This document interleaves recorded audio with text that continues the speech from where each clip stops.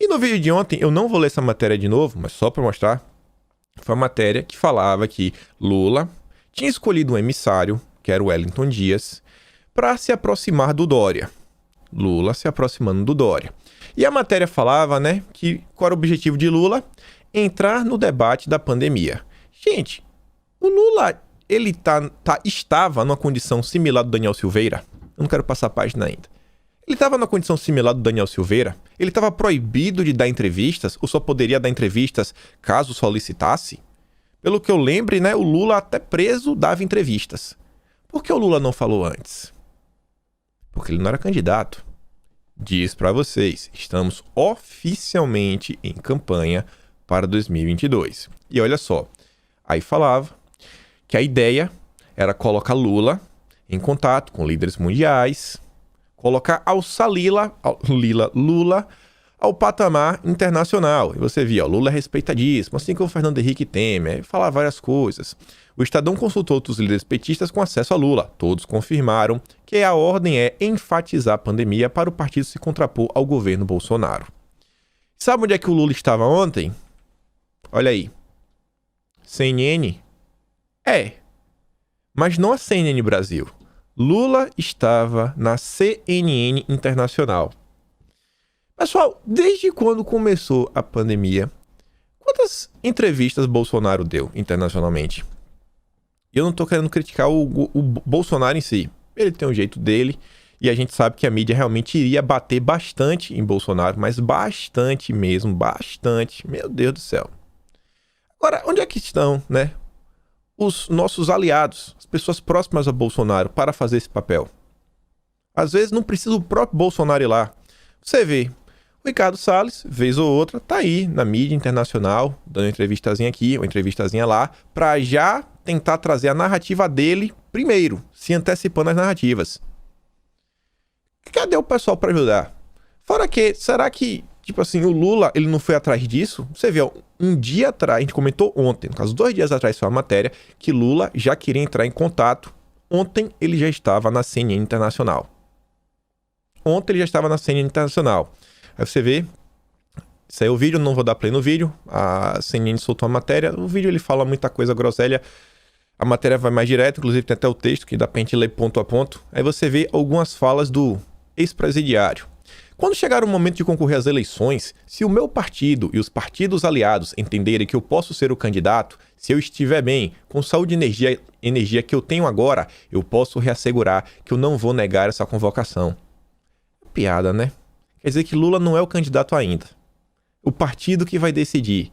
E ainda só, não, se eu tiver com a energia que eu tenho hoje, vendendo, né, que tá cheio de energia. Mas, olha como ele é um cara nobre. Eu não quero falar sobre isso. Essa não é minha maior prioridade. Minha maior prioridade agora é salvar esse país. Já tá mostrando, olha... Diferente do Dória, o Dória recentemente deu entrevista para a BBC de Londres. Eu tenho quase certeza, porque eu peguei pelo sotaque do entrevistador. Eu acho que é da Inglaterra. Um sotaque muito clássico de lá. Não sei que realmente... Pode ser que seja um inglês vivendo em algum outro lugar. Mas o cara com certeza veio lá da Inglaterra. Sotaque não dá para confundir. Falava lá. Um cara, inclusive, dá uma invertida no Dória. O pessoal compartilhou nas redes sociais. E agora o Lula também, cara. Só que na entrevista do Dória, o cara fala, mas peraí, cara, porque o Dória fala que é o vírus de Bolsonaro. Ele falou que você não tá querendo politizar muita coisa? Você não tá politizando demais? Você quer ser candidato, João Dória? Ele pergunta e o Dória fica assim, o cara... Chega, trava. Já o Lula, em vez de politizar para tentar ganhar um político, olha só, aqueles que se rebaixarem serão exaltados. Não, eu não quero. Não quero ser candidato. Eu quero salvar esse país. Olha a imagem, o Lula, ele tá tentando construir uma imagem de fora para dentro. Isso é muito interessante. Você vai ter o apoio, né, de diplomatas, organismos internacionais. E ainda vender na história que Bolsonaro é o pior problema do Brasil. Na entrevista à CNN, o ex-presidente reiterou as suas críticas à condução da pandemia, né, por Bolsonaro. E ainda fala o seguinte, ó, se nós tivéssemos um presidente que respeitasse a população, teríamos criado um comitê de crise para guiar a sociedade brasileira no que fazer toda semana. O STF falou que, no final das contas, quem decide são os governadores e prefeitos. Se Bolsonaro coloca alguma coisa e os governadores e prefeitos quiserem mudar, eles mudam. Adianta de quê? E o Lula ainda vai, ó. Uma sugestão que eu gostaria de fazer ao presidente Biden, através do seu programa, é muito importante convocar uma reunião do G20 urgente. Já tá querendo colocar a ONU para entrar em ação. Disse Lula à jornalista Christiane Amanpour.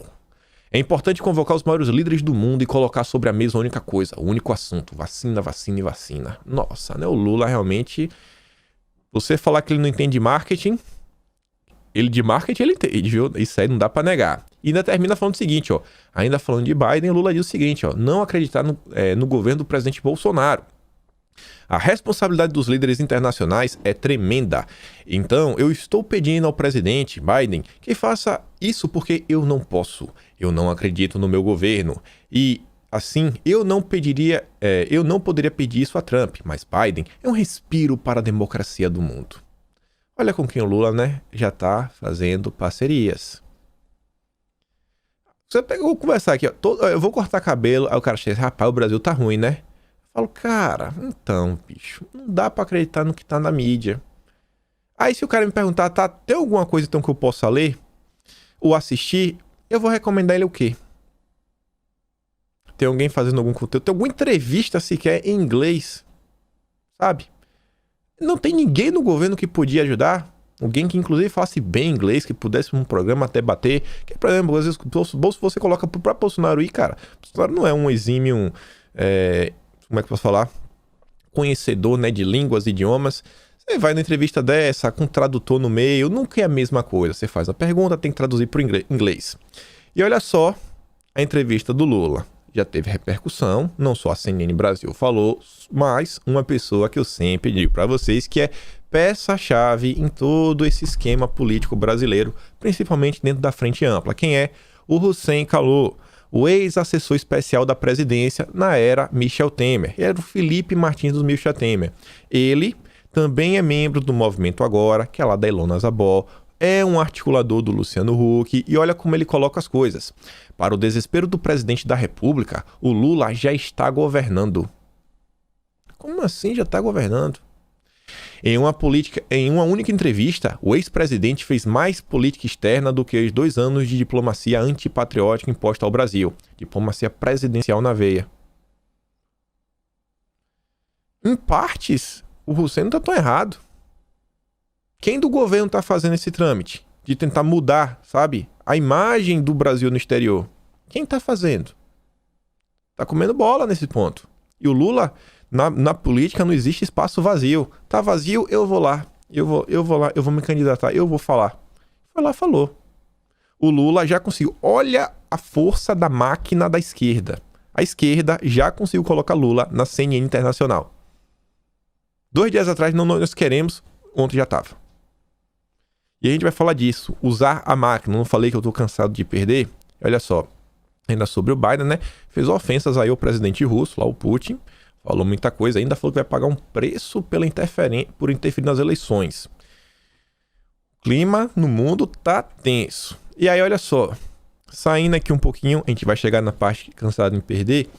Mas ontem o Feliciano aqui informou, também saíram os outros grupos, falando que o Lewandowski, ele negou acesso às mensagens para o deputado Eduardo Cunha, ex-deputado, né? As mensagens da Vaza Jato. E ele pergunta o seguinte, mas então por que deu esse direito a Lula? Eu não sei se o Cunha aparece nas mensagens. Se o Cunha não aparece, talvez essa seja justificativa. Não, a gente não cedeu para o Cunha porque o Cunha não tem nada do nome dele. Só que eu pergunto o seguinte, e o nosso presidente Bolsonaro? Bolsonaro aparece nas mensagens e até agora eu não vi Bolsonaro ter acesso. Quando Bolsonaro vai ter acesso às mensagens? Quando vão ceder o acesso às mensagens para o Bolsonaro? Não pode nem criticar o STF, né? E olha só, o Fachin fez de tudo para salvar o Sérgio Moro. Venho falando e repetindo quem é um dos outros aliados de Sérgio Moro, grande aliado, talvez ainda maior que o Fachin, o Iluminado. Olha só, né? Ainda o sol batendo nele. Luiz Roberto Barroso. E aí, gente, tem algumas pessoas na esquerda que querem pegar o Moro. E essas pessoas fizeram a cartinha, assinada por várias pessoas, e entregaram para o Barroso. Você vê, ó, Barroso recebe carta de juristas, políticos e artistas defendendo o julgamento de Moro. Tem que julgar o Moro. José Sarney, Chico Buarque, Elza Soares, acho que Caetano Veloso, José Eduardo Cardoso, só várias pessoas. E olha só como são as coisas, né? Tantos ministros no STF, você tem 11. O Fachin, eles sabem que não adianta. O Fachin é um cara da extrema esquerda, mas infelizmente eles já viram que o Fachin tá protegendo o Moro. Sobram 10. Eles podiam ter enviado a carta pro Fux, que é o presidente do STF. Mas eles sabem que, pô, cara, o Fux tá meio naquela, né? Meio que protege o Moro e tudo. Só que tem um Barroso. Por que eles mandaram pro Barroso? Porque eles sabem que o Barroso protege o Moro. A esquerda fazendo pressão, Barroso. Pare de proteger o Moro. Pare de proteger o Moro. A esquerda vai no ponto ó certo. Aperta o parafuso certo. Ó. É ali. O parafuso é aquele ali, ó. Porque os outros, por Gilmar Mendes, ele vota para amanhã. Por Lewandowski, ele vota amanhã. Carmen Lúcia e Rosa Weber, acho que tanto faz como tanto fez. Toffoli, tanto faz como tanto fez. Toffoli pode estar ressentido, né? Pelas matérias que o antagonista fez contra ele. Agora o Barroso tá aí, né? Protegendo o Moro também. Eles vão no ponto certo. Isso é agir, ó, com estratégia. Agir com estratégia. E o STF ainda me fez uma ontem, que olha só, eles aprovaram cota mínima de filmes nacionais em cinemas. Já não basta. Todos esses problemas que a pandemia vem trazendo, né? Os fechamentos, cinemas vai entregar as moscas e ainda vai ser obrigados a passar em determinados tipos de filme. Cinemas que, em geral, né, são empresas privadas, instituições privadas, onde o livre-arbítrio deveria reinar, cada um passa o filme que quiser, desde que se respeite, que só venda ingressos para pessoas que possam assistir o filme, né? Tem as classificações etárias, né? Esse filme é para maiores de 16, não pode entrar. Então, as regras básicas. Agora, obrigar, com tanta coisa para fazer. E isso daqui, gente, é domínio cultural. Isso aqui é revolução cultural. A esquerda conseguiu. A revolução cultural não para. Olha lá, ó. Uma determinaçãozinha a priori, é só um filme. Algumas salas a menos que a gente vai ter. Isso aqui é revolução cultural. Porque todos os filmes do Brasil são filmes de esquerda. Todos não, né? 99%. Vamos ser justos. 99%.